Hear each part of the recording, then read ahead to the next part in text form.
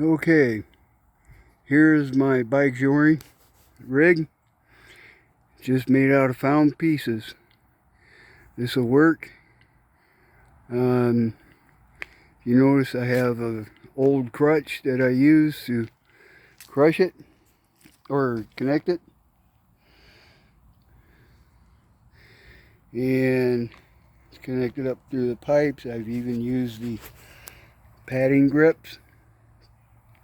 It helps buffer the pole, and then I got it tied off in the end for the length of lead I want to use, because that varies from day to day. And here's the lead out where I'll connect the dog. Anyway, this connects to the Bikejoring. This connects to his collar. I'm going to have that on.